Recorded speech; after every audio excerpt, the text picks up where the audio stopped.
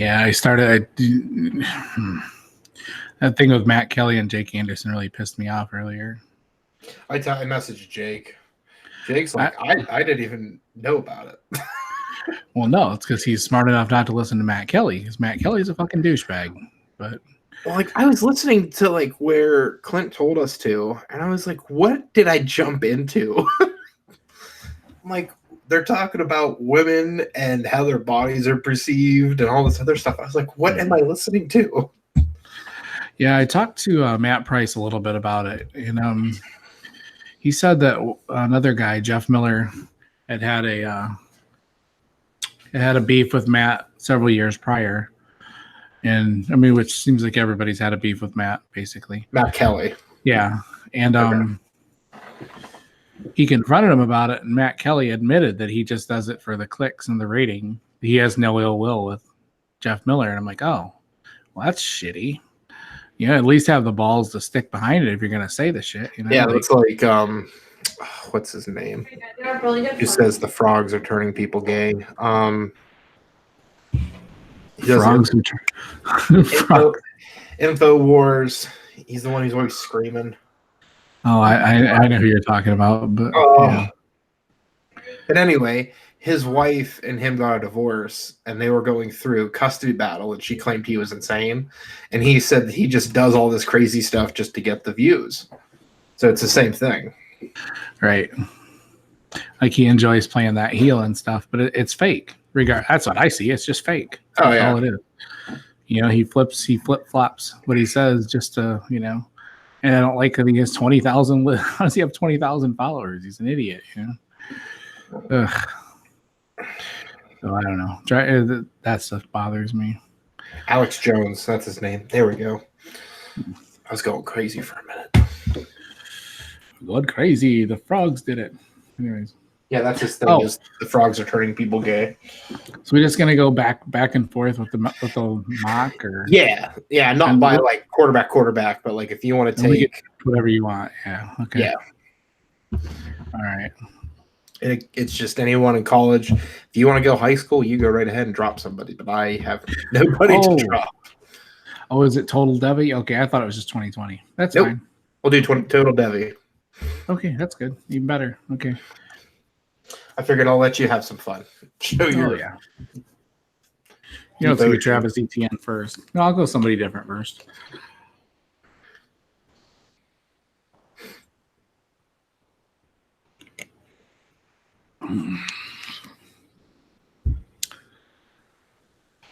All right, ladies and gentlemen, welcome back.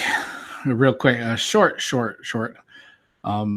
hiatus this time. No, we're gonna do another month. We're sorry we missed you guys for a whole month. I didn't even realize it'd been a month, Andrew. I didn't either. Like, I thought it'd been like, it feels like it'd been 2 weeks since before the draft. But all right, so we're back. This is episode 12 of Devy Happy Hour. You can find the podcast at Devy Happy Hour on Twitter, and email devyhappyhour@gmail.com. And tonight we're gonna do something kind of fun. But first up, Andrew, how you doing tonight, man? I'm doing great. Fired up. Got a lot to get out there and then move on and have a little bit of fun with this Devy mock we're going to do. Right. And everybody, make sure you listen to the last episode. I had a lot of fun with Matt. He was a really good good guy. That was a good one. Yeah, I had a lot of fun with that, and I was listening back to it. I don't listen back to him very often, other than for editing. I actually listened to it today, and it was good. I really liked it. I thought we did a fantastic job. So what was my exact Ted Bundy comp with Wayne or Dave Gettleman again? You compare Dave Gettleman because he something about he entices people and makes them think that everything's good and all right, and then something to that effect. Okay, that sounds about right. Yeah, I stand by that. Right, that's a good one. All right, before we get going, I think I'm a little on tilt about something today, but first up, Andrew has a public service announcement that he'd like to get off his chest. Yeah, no, we've been talking about it, and Tyler threw out a tweet trying to kind of bring the fantasy community together, and I figured I would tie it up with this, and it may be completely counterintuitive what he was trying to do. And if you got kids listening, or if you're offended, I'm just going to start out with this. I'm fucking done with the way this fantasy community is acting with each other. It's ridiculous. Like when I started back in June, again, we're coming up on a year of me doing this, and we've got the 2 pods. I've been blessed to go to Mobile and the Combine and everything. If you've been listening to this, you understand. I've been very, very blessed with all this, and all that's possible because the fantasy community welcomed me in. Like I was here the whole time. I was passionate, writing a whole bunch. You guys loved it. I loved writing for everyone. I haven't been writing as much fantasy, but I've been doing the podcast. Tyler at DHH gave me the shot, and Dwight, you've been great. We've been doing the podcast, and there's a lot of good people at DHH, and there's a lot of good people out there in general putting in a lot of good work. I never knew this fantasy football world existed. I just knew fantasy footballers was my little world I lived in. Listen to them every day. And I'll be honest, I don't even listen to them anymore. I don't have time with all the other great content out there between DHH, and you've got Dynasty Game Night, and you've got the Open Bar, and you've got all the, I can't even name all of them. I mean, there's tons. I mean, there's not enough hours in the day to listen to all the great stuff being put out there. That being said, there's been way too much negativity lately. There's been way too many attacks, way too many subtweets, and too much assuming what people are trying to say and taking that and running. And we kind of talked about that a little bit before we started with the whole Jake Anderson situation that just happened with the Matt Kelly thing. I don't know who Matt Kelly is. Never heard of him until today. I know who Jake is because Jake's a great guy. Jake does the fantasy graphics, and he's a great father and a great husband, as he talked about. And I have never seen him be disrespectful to anybody in any form. And I keep thinking, what happened? And then like every year around Christmas is the only reminder of how good this fantasy community can be. And it's when Scott Fish and everybody like Matt Price and everyone who does the Toys for Tots, John Bosch, we get to see that. And that's the good in the fantasy community. So take whatever we have for the holiday season and save a little bit for the other 9 months of the year, because we don't need to just be complete assholes the other 9 months of the year. I get heated at times. Dwight gets heated at times. Tyler gets heated at times, obviously, because he's very defensive of DHH, and that's his baby.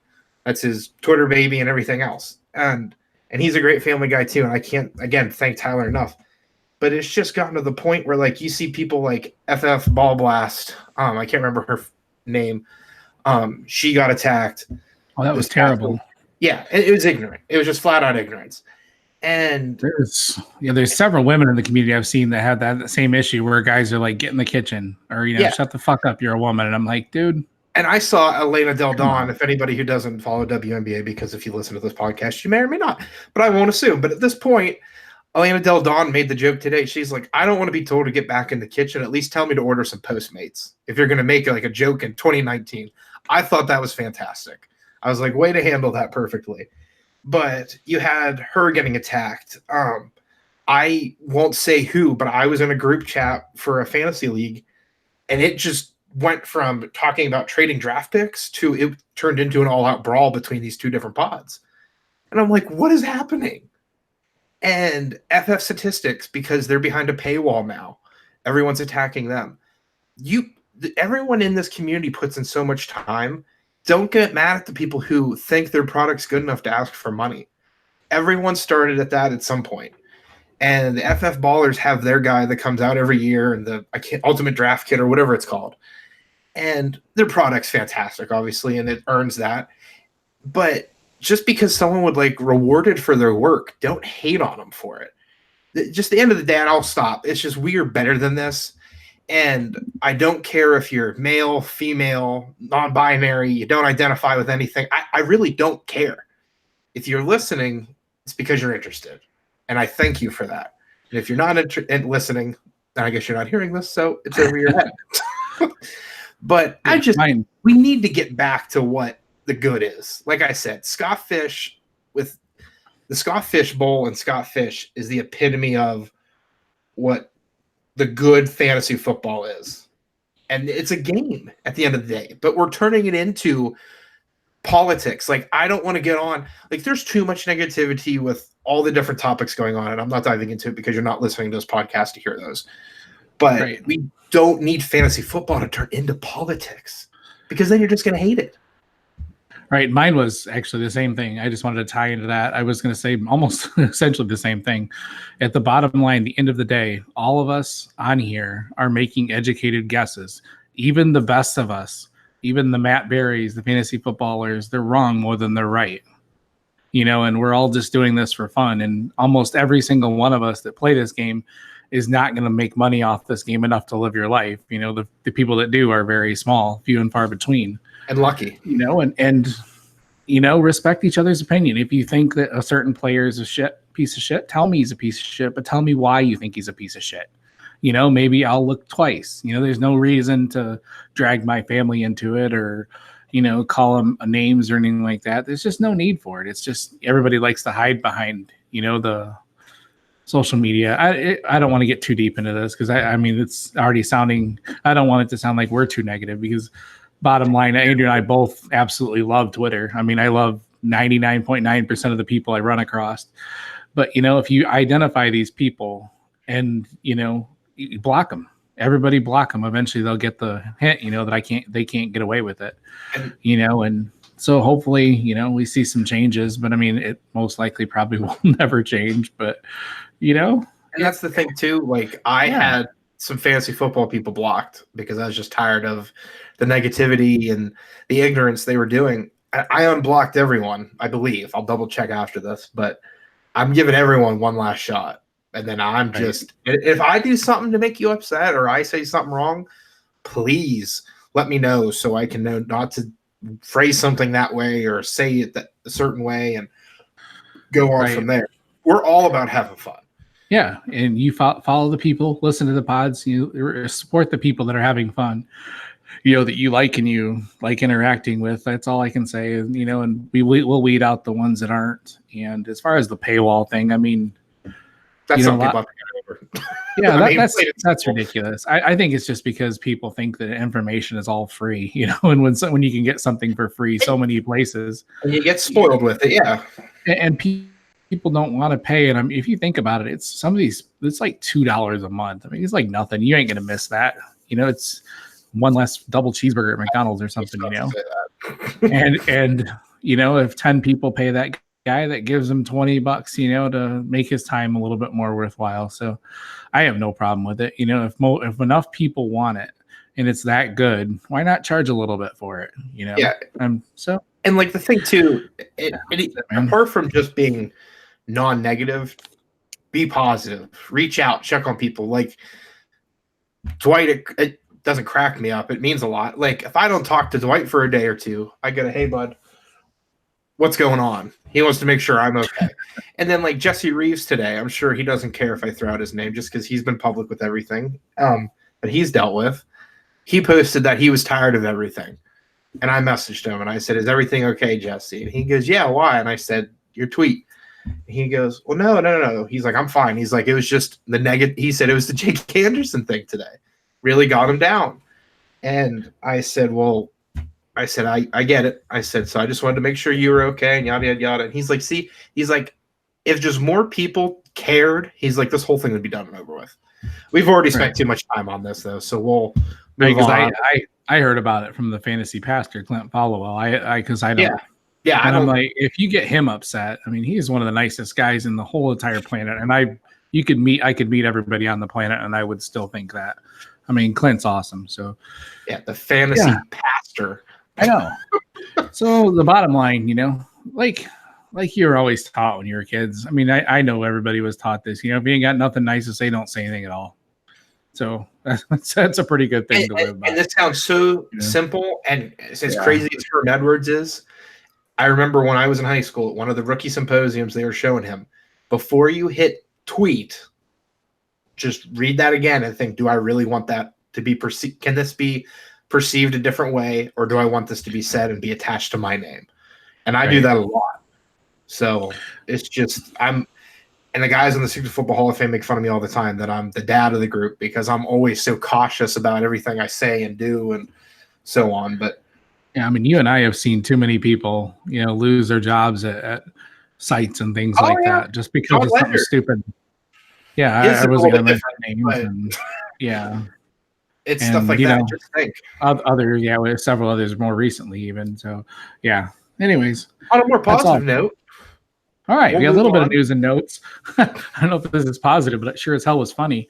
The Jets fired Mike McCagnon and VP of Player Personnel Brian Heimerdinger. Funny thing about McCagnon is, I mean, good Lord, he just signed some great free agents and drafted Darnold and he's had a pretty good run. It seems like the last, year and a half or so. And it looks like things are looking up and then boom, gone. Now you got crazy eyes in charge. So actually, you had wrote down this, that I had heard Daniel Jeremiah out there as a top candidate to replace and possibly Joe Douglas. And I'm thinking, Daniel Jeremiah, dude, I need to start taking my job more seriously. I tweeted out. I said I am fully committed to draft media now. After seeing Mike Mayock and Daniel Jeremiah getting talked about, and then the week before, Matt Miller he didn't throw his name out. Somebody else did, that he was going to be. He wanted the 49ers job, and that's why he hates John Lynch, and he doesn't hate John Lynch, and that was a whole other thing. But no, I mean. You see now, like Mayock did fantastic with the Raiders draft. And Daniel Jeremiah even has more of a background than Mayock did, where Jeremiah worked with Ozzie Newsome in Baltimore. I believe he worked with Michael Lombardi in Cleveland, or Phil Savage, one of the two. And then he worked in Philadelphia. So, I mean, he at least has the pedigree and the background to back up, not just the media side of things. And Joe Douglas, the VP of Player Personnel in Philadelphia, they've already been talking about him all offseason, getting a new job and replacing and having a larger role with another team. So, and those two, I guess, are pretty buddy, according to Adam Schefter. So it'll be interesting to see what happens. Right. And then, I mean, when it looks like the Jets are going to turn the corner, and then, all of a sudden you got Gay saying he didn't want Le'Veon, and now it's just. Yeah. As far as fantasy goes with that, I don't want Le'Veon now. Because if he's going to do the whole. I saw somebody, it was Hulk Hogan, like, gasping for breath, and they said Ty Montgomery's fantasy shares, and it's just like he won't go away either. So I don't know what he's going to do. Right. Then the only other I saw this NFL news: the Chiefs traded for Darren Lee from the Jets. So Adam Gase, his first move. Yeah, makes you kind of he finally got rid of Darren Lee. They've been trying for a while, so. Actually, I mean, I think he can't hurt, that's for sure. I'm not a huge Darren Lee fan, but the Chiefs definitely could use all the defensive help they can get. Yeah. And then the only other bit of news is that DJ. I was going to say, you're saying that name. Yeah, he's one of the top-rated Devy quarterbacks. He's awesome. He's actually still in high school. I'm going to say DJ. You a guy Lele? You a guy Lele, maybe? Yeah. There we go. Close enough. You a guy Lala. DJU. DJU. He finally fully committed to Clemson, and that's a huge get. I mean, is that all? It seems all Clemson and Alabama get anymore. So yeah, because now when Trevor Lawrence goes pro, they'll just have him waiting. So if he waits long enough, I don't know, man. Yeah, if he doesn't the field. So. Well, he won't get on campus till next year, so he'll only have to sit for 1 year behind Lawrence. So yeah, I kind of like that. So pretty good. All right. Andrew has talked me into a Devy lineup mock draft. Insert that DJ horn. My wife's looking at me like, what the hell is wrong with you? Anyways. Okay. Hold on, honey. You're good. I'm going to stop for a second. She can give me a second to mute it. All righty. All right, we're going to do a Devy lineup mock draft. What we're going to do is we're going to select a lineup of 1 quarterback, 2 running backs, 3 wide receivers, and 1 tight end. So a total of 14 picks will be made. This is basically just to put emphasis on just how deep this upcoming class is and beyond that as well, and rookie classes, so you can get starters both next year and in the future out of the incoming classes. So it's just kind of a little bit of an exercise to show you how strong this is. Just for instance, I'm always in some sort of Devy mock draft or Devy draft. I know it seems that way, but we're in one, and I mean, we're almost 70 Devy deep, and we're still drafting some guys that might pop up on one of our lineups here. So there is a lot of talent coming out in the next couple of years. Humble brag from Dwight. Yeah, why someone? We have too many leagues. Anyways, Andrew, since you suggested it, I'm going to give you the first pick. Andrew, who are you going to take at 101 to start filling out your lineup? Oh, I'm running to the table or desk or whatever we're drafting from podium. I've got to take my boy Jerry Jeudy. I can't get enough of him. Again, we've talked to him to this point. The OBJ comps are out there. I think next year when he gets drafted, he'll be whatever team's number one receiver, unless he goes somewhere like Houston or Tampa Bay somehow where they've got a Mike Evans or a D-Hop. I just think Judy's going to be the real deal. I'm getting ready to watch some receivers. I got done with all my quarterbacks and running backs for 2020, and I go in alphabetical order, but I'm starting with Jerry Jeudy. I can't wait to get an actual grade on him and just enjoy watching his beautiful work. Right. I mean, I can't fault you there. He's just amazing. So I'm actually going to go somewhere a little different. I'm going to also go with wide receiver, but I'm actually going to go with Justin Ross. It seems kind of crazy to go second here, but the more I see of him, the more I really, really like his game. I think he's only going to get better. I love the size. I think we're both updating the list here. Love his size, love the hands. I think he's going to be a true difference maker. He'll be coming out in 2021 most likely, or 2021. Yeah. Sorry, next year's 2020. So yeah, I'm going to take Justin Ross here and know that 2 years from now I've got a legitimate wide receiver one coming out. I'm starting to warm up more to Jeudy. I had Shenault over Jeudy, and I have for a long time, but I'm actually probably going to put Jeudy over Shenault in my next rankings. But overall, I'm going to slot Ross right after Jeudy. So I'll take Justin Ross at 102 here. So I'm going to take the other sophomore sensation. I'm going to take Rondale Moore. My biggest concern with him is the size, but I mean, I think we're seeing the NFL is evolving to the point where size isn't going to matter as much. And Rondale Moore is just a playmaker. He's so explosive. You throw him in special teams, he'll make plays for you. You ask him to run a go route, he's going to do that for you. Ask him to be in the slot, he'll be just fine there too. I mean, he's just going to be a complete Swiss Army knife. You take what the NFL wanted players like Curtis Samuel and Percy Harvin to be, I think Rondale Moore can just be an elite level talent with that type of capability. Oh, absolutely, man. I'm kind of surprised. I like that, though. Yeah, a lot of people are scared of him because of the size, but if you watch what he does, I mean, I don't think size is as big of an issue in the NFL anymore. Like it used to be, you know, if you weren't 6 foot, 200 pounds, you weren't going to survive.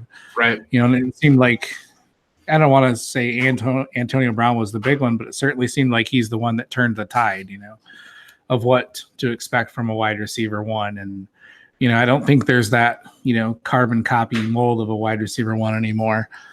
So, yeah, I like it, man. So then, all right, 104, I'm going to take the first running back. I'll take my boy Travis Etienne. I can't stress enough how much I love this guy. Like, I honestly can't. Like, I love everything. I watch the tape, and I think he's so explosive. He's got such good vision, such good hands. I mean, he kind of reminds me a lot of Ezekiel Elliott. I think he's actually probably better than Ezekiel Elliott. I know I'm probably going to get added for that one. But I absolutely love just everything about his game, and I think he can add the receiving aspect. And if he does, he's going to be one of the greatest to play the game. I love him that much. So I will take Travis Etienne at 104 easily here. Yeah, just to add to the ETN love, I'm done watching. I watched, I want to say, 22 running backs for 2020, and ETN got the highest grade. So, and ETN got 3 points higher of a grade than any of the 2019 running backs did. So Josh Jacobs and all them. So it's just, he's going to be insane. And that's what I was watching. I watched him against Alabama, and it was like when he was a freshman, everyone, like, it was just speed with him. But then in that Alabama game, you saw like his legs got bigger, so he hit the weight room. But he hasn't lost the speed either. So he's just turning into the patch in Clemson. It's insane. Right. And Yeah, there's just a little more on him. There's, the detractors say that, he always has big, huge holes to open, to run through. And he does often have holes to run through, but he's so decisive. And I think a lot of those holes, he sees them before they're open. I like his vision a lot. And he has played, in the ACC, right? Why am I drawing a blank? Yeah, in the ACC, he doesn't see a lot of the elite defenses like the goddamn SEC does, but he does see a lot of good defenses, and he sees them all in the playoffs. And Clemson has been playing some big games also outside of conference. So, yeah, I mean he's done everything he asked of him, and yeah, I just love him. All right, who you got at 105, man? I'm debating. You broke the cap off the running backs, and I'm thinking I might just go another receiver just so I can have this like elite 3-person receiving core. So I think I'm going to take Laviska Shenault out of Colorado. Like you. I mean, if I had a receiving core in fantasy of Judy, Moore, and Shenault, I mean, that's what the point of this whole mock is. Like, that could be your top 3 receivers on a fantasy team by 2021. And, like, you would have, like, 3 legit number 1 receivers. I mean, they're just the talent coming out between 2020 and 2021. I can't remember who it was from Devy Watch podcast. Cheney, I think it was saying he thinks the 2021 receiver class is going to be better than the 2020. And like, to me, it's insane, the receiver talent that's coming out. But as far as Shenault goes, I mean, the man catches literally everything thrown his way. Steven Montez is an okay quarterback. He can be erratic at times, but having Shenault hides that very well. So I think in the NFL, in the next level, he'll be able to do that. He'll tighten up his route running a little bit, work on some speed. It'll be interesting to see what he does at a 40 time between his pro day and the combine. But the man catches literally everything, and he gets open. So, and even when he's not open, he's open. So it's going to be very, very fun to watch him and Judy and a couple other receivers battling it out next year for the top of the class. Right. I like that, man. I like that. I was thinking you would go a different direction and I would get Shenault. Well, that's all right. I'll let you have him. Well, I wanted Ross ball, and that didn't happen, so I had to return the favor. All right. So I'm going to take another running back then, since I don't have to worry about wide receivers anymore. I'm going to take Jonathan Taylor from Wisconsin. The more I've watched of him, I had been a little lukewarm on him. I thought that amongst the 2020 backs that were coming out, I thought he was probably 3rd or 4th. The more I watch of him, I like him. He's just a complete guy, really good size, 5'11", 220. And just, I worry a little bit about how much usage he's had at Wisconsin. I mean, by the time he comes out next year, we're talking, I mean, I think he's had, I don't have it in front of me, but I think he's had at least 300 carries the last 2 seasons. Let me double check really fast here. I didn't write that down for some reason. I didn't actually think I wasn't even thinking about picking him. I was like, let's go somewhere different. Oh, let the board fall to you. Yeah, why not? Then you can take Swift and whoever you decide. My computer's so freaking slow. All right, yeah. Okay, so he will go. I assume he'll have just as many carries this year. He had 299 his freshman year and 307 last year. He has not caught the ball. That doesn't mean he can't catch the ball. Melvin Gordon didn't at Wisconsin either. But you can see his hands, and just almost 7 yards a carry for his career at this point, averaging 15 touchdowns a year, and an offense that, I mean, is just him. I mean, they have not really had much of a passing attack, and defense is key in on the run, and they still can't stop him. So just as far aside from pass catching, he has shown that he is a complete back with the vision and the power and everything. So I'll take Jonathan Taylor here. Yeah, that's how I am with carries and workload in college and transitioning to the NFL. I have Taylor right now as my RB5 for 2020, and my 2 biggest things are just, I don't know what's going to be left out of his legs, and the fumbling. He really has to fix this coming year. I was watching him versus I almost said Wisconsin versus Indiana, and like his legs were touched and the ball goes flying 10 yards out. And I'm like, what the heck? I was like, how does this happen? That being said, you could argue Adrian Peterson had fumbling issues and he panned out just fine. So, right. It's probably me just overthinking it at this time, but going into the year. That being said, I still love Jonathan Taylor. I think he'll be a first-round pick next year, and I think he'll be a bell cow for whoever gets him. So, no, I like the pick. Yeah, I struggled. I'm sure you'll take a couple running backs that I also thought of. So, who do you got at one? Oh, sorry. Go ahead. I was saying that's the thing. Like, it's so deep at running back. I was like, I'll just load up on receiver, and I'll just be happy with whoever falls to me. And that being said, I'm going to take DeAndre Swift and be very, very happy at this point with it. DeAndre Swift, I think, really separated himself last year as the guy at Georgia now that Nick Chubb and Sony Michel were gone. If you wanted Nick Chubb and Sony Michel to be one running back, like as a one complete back, it would be DeAndre Swift. Excellent pass catcher, excellent runner, excellent vision. Georgia's offensive line is headlined by Andrew Thomas on the tackle. They lost Isaiah Wynn last year, and he didn't miss a beat. So it'll be interesting to see what he does this coming year. They still got other running backs there to split the load with him, like Zamir White. And he's going to be kind of like a Josh Jacobs type where he's going to come into the league, and he's going to have a lot of tread left on those tires. So he's going to benefit from that, and so will you as a fantasy player if you grab him. Right. So I'm just going to poop. Where is it at? You're just going to poop? Yeah.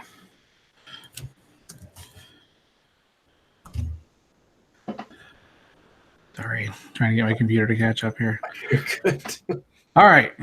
So since you've done that, you've painted me into a corner here. The board has come to me now. I have both of my running backs. I not fighting with you over wide receivers, so I'm going to take Trevor Lawrence here. The touchdown, Jesus. Yes, I have 3 Clemson players out of 4 picks. That's how good Clemson is. Like, you can literally just draft their team and be fine. You literally could. And you still don't even have their starting number 1 receiver drafted yet. Right, exactly. So, 6'6", 210 pounds. I mean, that's, he's got the size. This year against some pretty damn good defenses, he threw for 3,200 yards. 30 touchdowns, only 4 interceptions. As a freshman, he looked absolutely totally unrattled, just composed way beyond his years.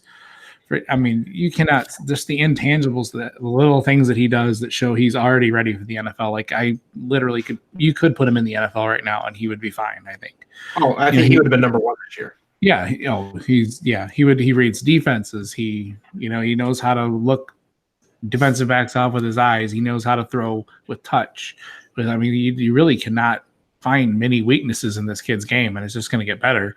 So, I mean, I know everybody's gaga over Patrick Mahomes, and, this kid's going to be right up there. So I think with, in 5 years, the league's going to be set on quarterbacks for sure. Yeah. I know we got guys like Rodgers, Breeze, Roethlisberger, the guys that are going to be fading off into the sunset, Brady, but the NFL is going to be fine. I mean, we got him, we got Lawrence, we got, Mahomes, a couple other guys that are probably going to be talked about here. So the board fell to me this way, and I would not take Lawrence here normally, but we're drafting a lineup, so I got the perfect spot to take the perfect quarterback. So.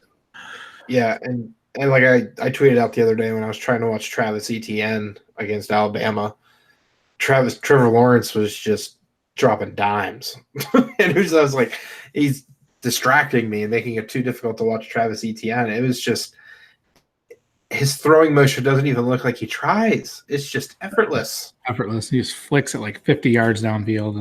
And like, I mean, I know he has a lot of talent around him. So, I mean, I know that's, if any detractor would say anything, it would be that. But you watch his poise and stuff. It's not like CeeDee Lamb and Justin Ross are bailing him out.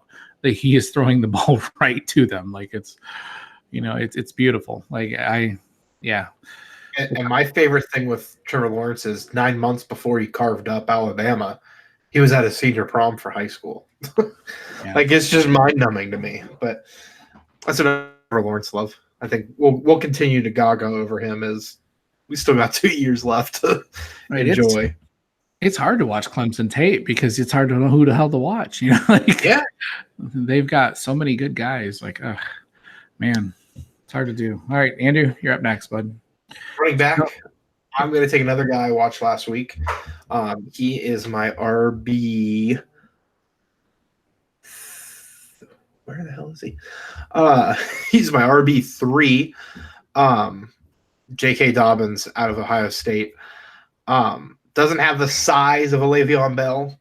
And I tweeted out that he kind of reminded me of the way his running style is, where he's not that fast and it kind of seems clunky at times. But he reads defenses very well. And Connor Rogers corrected me and said that he actually reminds him of a younger Doug Martin, which size-wise, Dobbins is a little bit bigger, but I can kind of see the comparison to where both will be.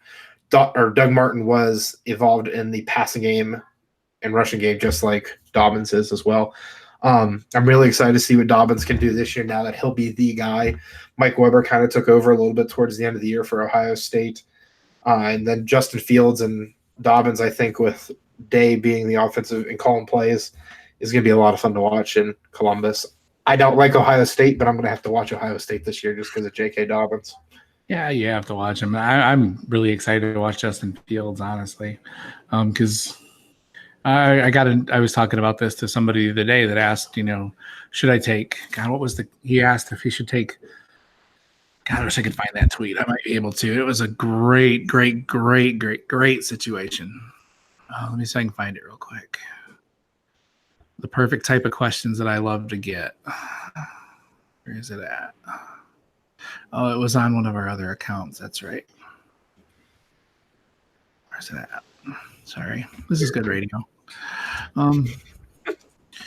Okay. Yeah, I had somebody ask this question. This is exactly the type of things that you will fall into. Would you guys prefer to have Rondale Moore and Justin Fields or Trevor Lawrence and Jalen Waddle? And I'm like, whoa, that is a really hard question. So Rondale Moore and Justin Fields or Trevor Lawrence and Jalen Waddle. Now I said I love Rondale a hell of a lot more than I like Waddle, but I like Trevor Lawrence a hell of a lot more than I like Fields. But what people don't remember is Fields was ranked right up there with Lawrence. He was ahead of Lawrence. Yeah, there was a couple services that had him ahead of him. So Justin Fields is not a slouch by any means. He just hasn't shown it. Everybody's enamored with what Trevor Lawrence did this last year. Now we're going to get to see what Justin Fields did. So I ultimately told him Rondale and Fields is who I would lean toward, but it's so hard to turn down Trevor Lawrence. Wow. That was a really tough question. That's the type of stuff you got to think about. I'm going to almost say there's no wrong answer. It all boils down to this mock again. Right. My running backs are Swift and Dobbins, and your running backs are Etienne and Taylor.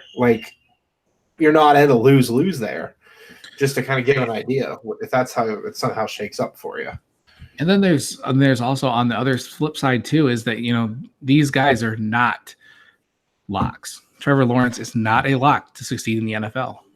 As good as we think he is, there's been guys that have done this in college and just sucked balls when they got to the NFL, I mean, I don't think that's going to happen with him, but I'm just saying this is all, they'll, I forgot the stat somewhere, but it's a lot of Devy prospects do not pan out.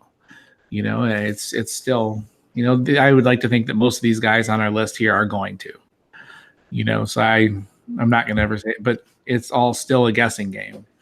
You just wanted to throw shade at my guys, Tim Tebow and Brady Quinn. I understand. No, man.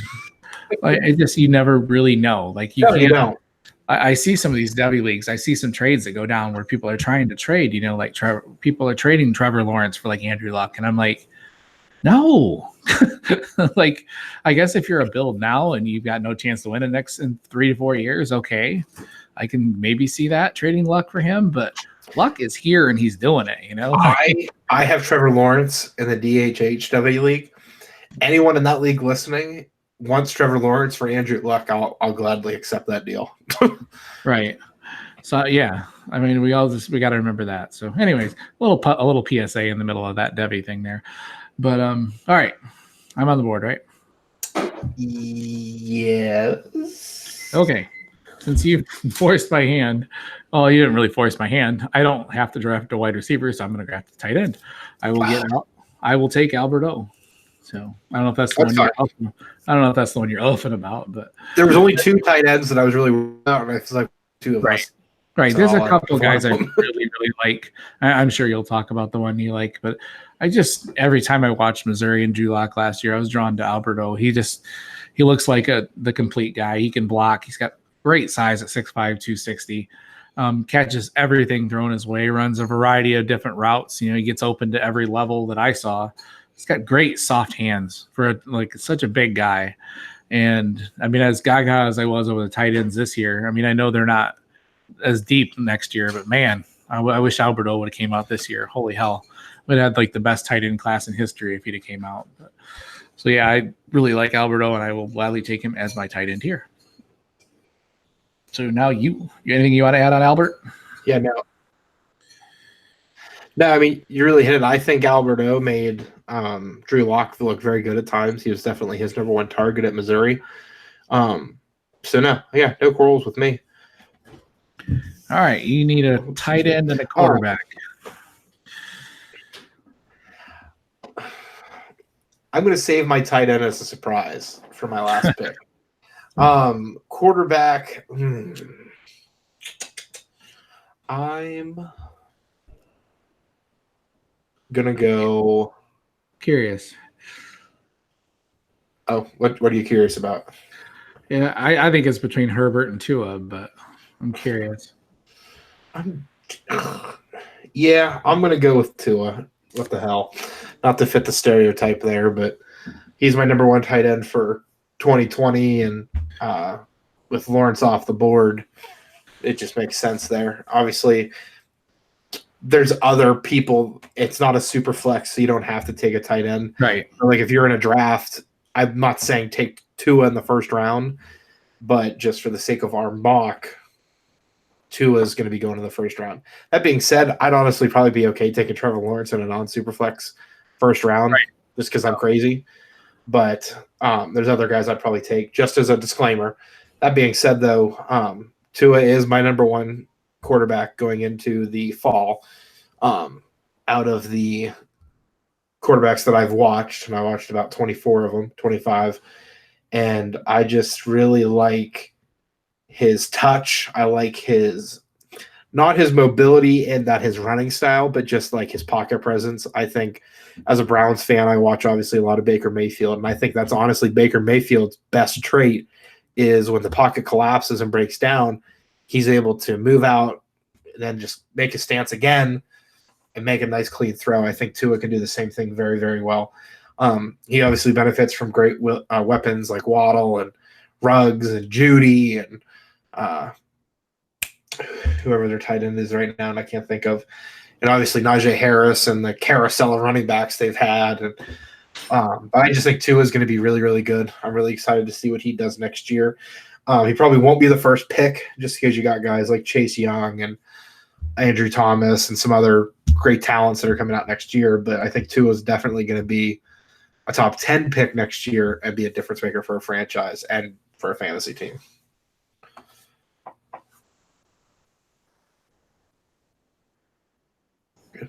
All right. Yep. Yeah, I like that pick there. I still am pretty enamored with him and what he can do. I think it was stick.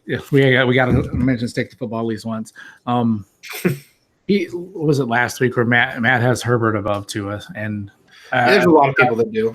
Yeah, I'm curious to see. I mean, I think he kind of got a little shade this year, and so I'm curious to watch how he rebounds. He gained some good weapons in Oregon, so I think watching Herbert this year is going to be a lot of fun. So, but I would go Tua as well.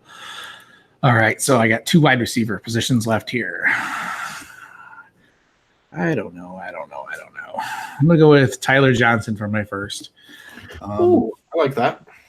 Yeah, I don't know. I still wish he would have came out this year. I really, really wish he would have came out this year.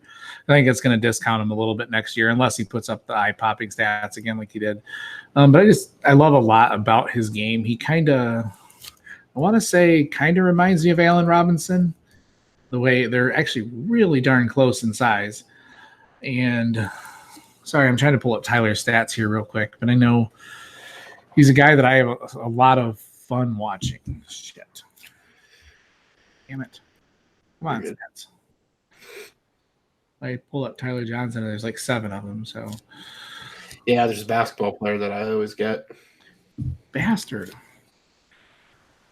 Tyler Johnson, Minnesota, maybe. Yeah, maybe that'll help. Let's see if that works. Good radio. Good radio.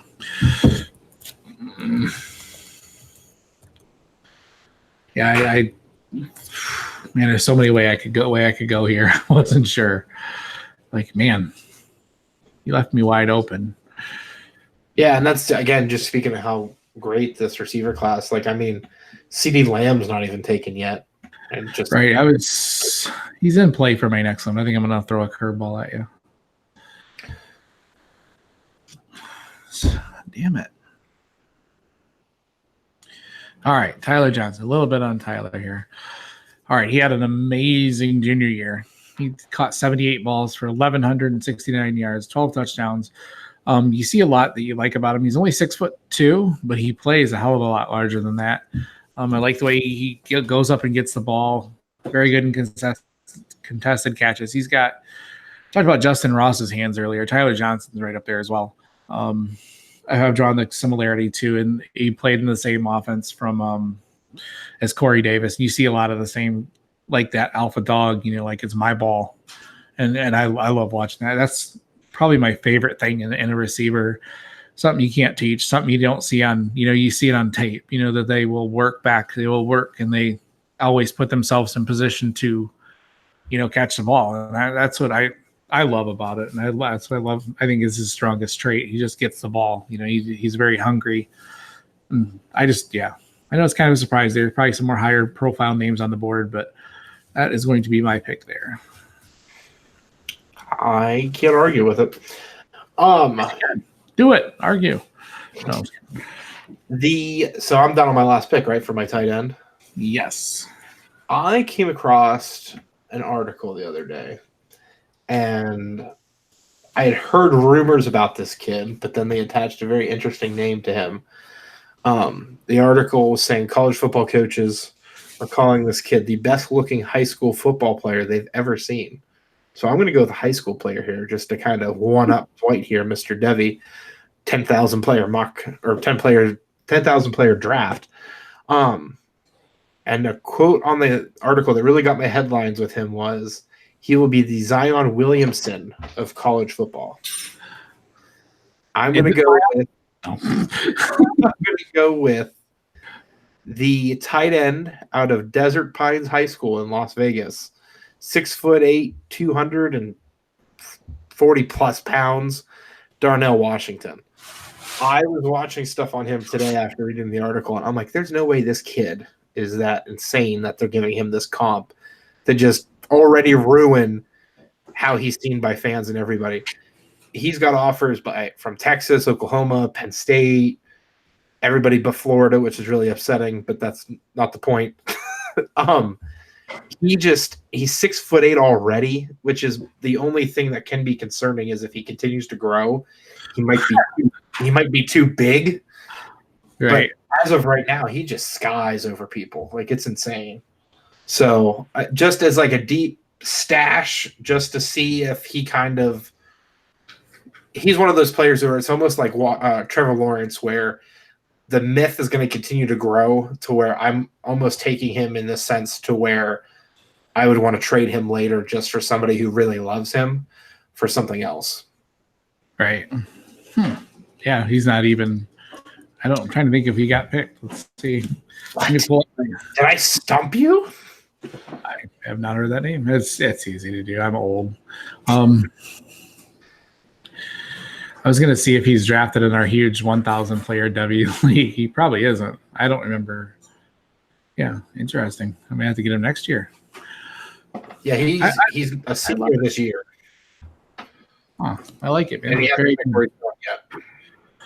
I don't know how much of a surprise. If you pay any sort of attention to me, you'll probably find that I've got this guy after my wife finishes punishing whatever she's beating up over there. I'm almost done, sweetie. Almost done. My wife decided to be Betty Crocker at 10 o'clock at night. Hey, if she's making something, I'm not complaining. Make me a sandwich, woman. Your wife is always Betty Crocker. You are not Betty Crocker. Anyways. All right. You poison my food? Okay. Make sure you do it. Andrew will be quiet if you give him a share of my, I don't think it's like $100,000 life insurance. Andrew didn't hear anything. Anyway. Real quick, before you get back to this, Brown signed LJ Scott. Really? Days ago. He just retired from the NFL. LJ Scott retired? That's what it said. It says he quit the NFL after 2 days. Right. Anyway. No, that is a real quick. We'll break in with a Devy break. Apparently, LJ Scott is retired. That's my Michigan State boy who I actually said I would not draft and did not belong in the NFL. So, yeah, it says LJ Scott told the team that he decided not to play football and he's leaving the Browns. Like an official roster move or anything. It just said he quit. He was so good his freshman and just sophomore years, and I don't know what happened, man. So, yeah, LJ Scott, pour 40 out for my dead homie. I don't know. I'm not allowed to. I'm too white to say that. All right. So, my final pick.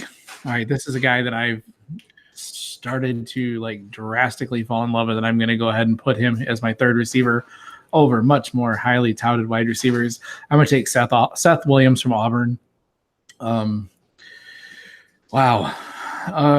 He's a guy that I haven't scouted a whole lot yet, but I have really seen what I have seen was just amazing. Like he absolutely destroyed the spring game, caught 4 catches for 103 games, 3 yards with 2 really long touchdowns. Just crazy physical. He's only a 4-star recruit. I'm a little worried about him being on the Auburn offense, which has not been known as a very prolific offense. But the things he does at 6'3" and 210 pounds, I mean, he's going to get a chance in the SEC to prove it. And I absolutely love what I've seen of him. I said, just, he's learning and he's growing, and he looks like he's really good at the route running so far, but I know obviously it'll get better. But he's very physical, and he's got, once again, that alpha dog that, it's mine and I'm going to get it and I'm going to take it, whatever it takes. And what I've seen, I absolutely love. So I think the sky's the limit for him, and I'm going to take Seth Williams here over guys like CD Lamb, freaking T. Higgins. There's guys that I could pick here, but I'm going to go with Seth Williams. So, if you had one more pick, who would somebody you would take? Just real quick. It could be any position. Oh, any pick. Of sorts. Chase Young? No, I'm just kidding. Oh, we're not allowed to go there. I probably would go a little more established receiver. Like I do really like T. Higgins a lot still, and Garrett Wilson from Ohio State's another one that's kind of creeping up the radar. He's just a freshman at Ohio State, but yeah, he's the first freshman ever to lose his black stripe on the helmet. I think wide receiver, or maybe ever. Huh. They have in their spring game, the freshmen all have a black stripe on their helmet, but he's graduated past that. Like they took it off his helmet. He is a freaking monster. So he's one that I've been snapping up a little bit later in rookie drafts as well. So yeah, Garrett Wilson, CeeDee Lamb. Who would you take? I would take my boy Keyshawn Vaughn. Keyshawn, yes. I really, really like him. Vandy doing Vandy things, baby. I like it. Derek Mason is a defensive guru, but he might have one of the best offenses in the SEC next year. Right. I mean, obviously, it's going to have trouble competing, but I'm not saying they're going to contend, but I'm just saying, right. At least make some noise. So yes, yeah, there's a lot of guys that, man, no running backs that didn't even come in here. I'm trying to think of another couple running backs that will probably pop up in there. Najee Harris. Curious to see like what Zamir White does from Georgia. Yeah. Like there's one of the most highly rated running backs like ever to come out of high school, and he hasn't even seen a snap yet. So be curious to see what he does. He's a guy, that in this exercise, I wouldn't put him in the top 14 yet, but yeah. So is there another tight end that you liked other than your high school boy there? Yeah, if I was going to take like someone I want a quicker return on, I'd go with Colby Parkinson from Stanford. Parkinson and Calcaterra are the only other ones I really thought of. The only other two I think that are really going to be the tight end class is definitely not going to be what it was this year. No. Really, it's Alberto, Parkinson, and like you said, Calcaterra are the top three. After that, it's a giant drop off. Right. Ooh, sorry, man. All right. So we're going to wrap that up. We're going to put these on Twitter tomorrow. You guys vote on them. I'm kind of curious to see what everybody thinks. I know we probably threw a couple kind of crazy names out there. I could have went, votes and got, if I would have probably put, CeeDee Lamb in there instead of Seth Williams, or if you'd have picked, Parkinson instead of your Zion there, you may have got a little more votes, but screw it. We're here to get votes. We're here to, hopefully get some new names on your radar and stuff like that. So we'll put that on the podcast tomorrow. And Andrew, real quick, you got any last words for everybody? And tell everybody where they can find your work. I hope everyone is still listening after our preachy beginning. I think we had a lot of fun with that mock. If I'm on Twitter right now, I don't have anything else going on. I still got my big project. I will drop the hint of what I'm working on that I will be announcing on June 2nd. So keep listening in for that. And then I believe that's going to be a Tuesday. Or no, it'll be a Monday. So we'll talk about it that week if you want. But yeah, we got something fun. I got something fun planned that we're all working. A couple of my buddies and I are all working on. So stay tuned. Nice. Very cool, man. And Twitter? And the Twitter is obviously at Andrew NFL Draft. I'm always on there, much to my wife's. Yes, he's always on there. He stalks the stick to football guys. As Brandon Olson. No, definitely true. All right, and you can find me on Twitter at FF People's Champ, or in one of out of every 3 Devy leagues there are. I'm probably in it. Maybe not that bad, but you can find my work on DLF. Currently still working on rookie draft breakdown and team breakdown, stuff like that for probably next month, and then hopefully move on to some more defensive stuff and some more Devy stuff, and we'll keep coming back every week here. Once again, you can find the podcast at Devy Happy Hour and email us at devyhappyhour@gmail.com, and we look forward to talking to you guys soon. Whew.